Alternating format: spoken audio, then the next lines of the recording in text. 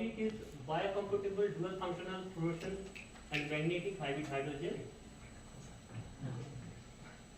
Yes, I am going to presenting this work, biocompatible dual functional fluorescence and magnetic hybrid hydrogel, and that is applicable as a key stimuli control diagnosis and imaging. Okay, so different part I will explain in next slide. First there is functionality, and later how I applying that material for next step. Next.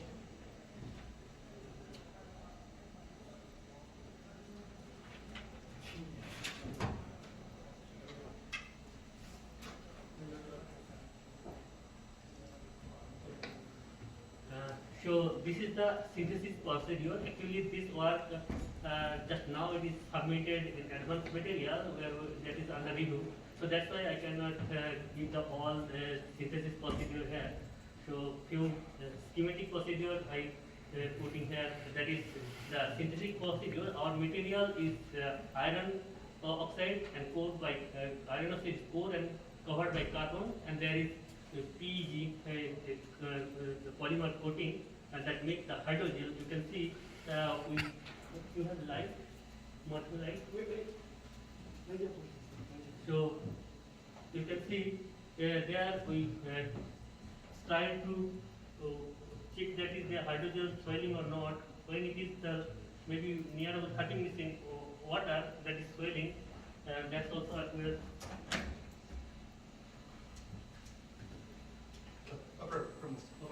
So this hydrogel will loading the drug, that is the cancer treating drug, normally using the doxorubicin, DOX here we are filling, and after that we saw that is the both condition it is releasing acidic and basic condition, and details we will show later. And these are our materials. You can see the 10 images a little bit here, and average size is 25 nanometer. So here is the details team. This is the when we synthesize only the Fe2O3 nanomaterial, and they are mapping and these things is there. There is the phosphorus and nitrogen doped material also here. This is given the enhance the process, and after the polymer gel putting, you can see here the images. And next slide. The characterization you can see here the XPS. Here is distinct peak for phosphorus and nitrogen tube, and also iron. The iron is put there, and there XPS convoluted result. You can see how the phosphorus and the phosphorus binding there, how the nitrogen binding there. You can understand from here easily, and you can see here the carbon convoluted result. There is nitrogen attached with the carbon. And in case of phosphorus attached with the carbon here also you can see, and oxygen also. And the evidence is more more important evidence here. You can see there is the two XRD gas. The upper one, the red one is the Fe2O3 particles. That is red, and after the Fe2O3 coated by carbon, you can see there is one harm near about 20 to 21 degrees. There is one harm that is only for amorphous carbon, which is you can see later. There is the covered by carbon, graphitic carbon that is coming here. And later you can see the fluorescence functionality, and our that most excitation 450 excitation, maximum excitation. They are near about 500 nanometer. They give the emission. And it is the physical images in different excitation range. They are different color, and we apply this fluorescence material in next application, the fluorescence application. You can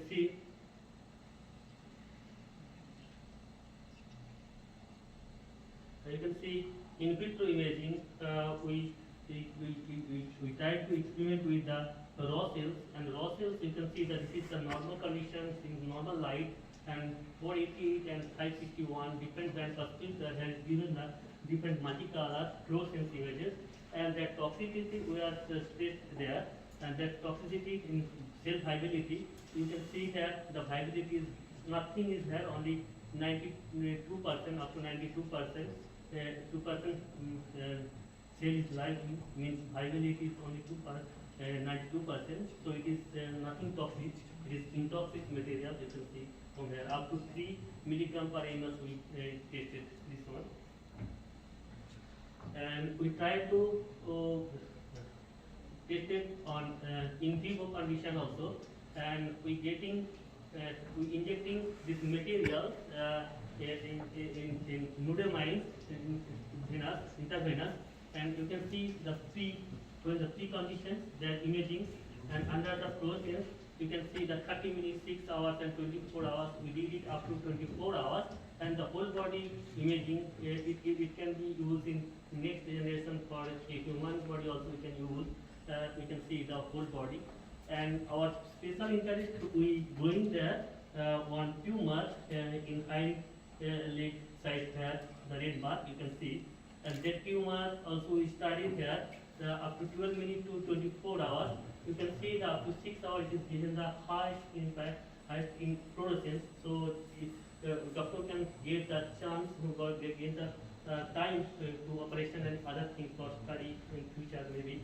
And after 24 hours it is decreasing. So it is also good thing that the toxicity is means the clearance is good, means urine, feces and other, it is clearing that material, not staying more time, so it is good. And next there is the drug delivery. So means it is the pH dependent drug delivery. So you can see the TGA result. There in different condition TGA result. There is when the polymer which attached with the doxorubicin dogs, that time you can see here the up to 60 means 40% drug loaded here. Other than this condition, only iron, carbon coated iron, and only PEG coated iron, that is lesser than doxorubicin or all conditions. And this drug we try to releasing in different pH. Here we getting three pH, 5 and 6.8 and 7.4. Normally our body fluid is acidic condition, and when the tumor is growing, that time tumor region and tumor site, all body condition, body fluid is 6.8. So special interest we getting that is 6.8. You can see the 6.8. And acidic condition, it is releasing the more drug, and when it is a normal 7.5, it is releasing low, but 6.8 is very important. Here you will see also it is given the sustainable up to 30 hours drug releasing. So here is the core is iron material. So that's why you can see that iron material used as an in vivo MRI imaging, MR imaging, that magnetic resonance imaging. You can see here this bar first is the lower to high. The when precondition means not injecting, that time you can see the tumor and kidney. You can see this is the red, this is the low intensity, that's why red. After 10 minutes, 2 hours, 4 hours, 8 hours and 24 hours, you can see this is increasing, means it is depositing there in tumor area. This is the tumor area. So tumor area, so it will be helpful for next generation. So here you also is evidence for MRI imaging also it is applicable. There is the tumor and kidney, how it is decreasing their relative value, T1 value. This is here. And after the dissecting that nude mice, there are different organs there. You can see that is also given the fluorescence. This is under fluorescence, not MRI. There is also given the fluorescence imaging. And the last we try to deliver the drug this nude mice. We just genographed on tumor and different condition we using our dogs with our material. You can see here the material with or the drug when work with our drug. That time up to 28 days we treated with our this material. You can see here that intensity is decreasing, and 28 hours that fluorescence intensity is decreasing, means here the tumor growth is decreasing. So in future we can use this material as a vehicle for treatment. you can see the distinct that images you can see. In case of control, normally what is happening, it is increasing, but when using this drug with our material, it is decreasing. And these two graphs also evidence of that, and we can use this material for future. So, thank you very much. Thank you. So, any questions? So, thank you, Tabas, for your presentation.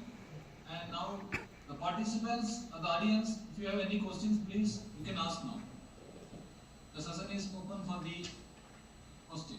There are no questions in our room. Maybe Yes. there's some more. The presentations, the participants, the online participants, do you have any questions, please? You can either type in the chat box. Let us thank Okay. Tabas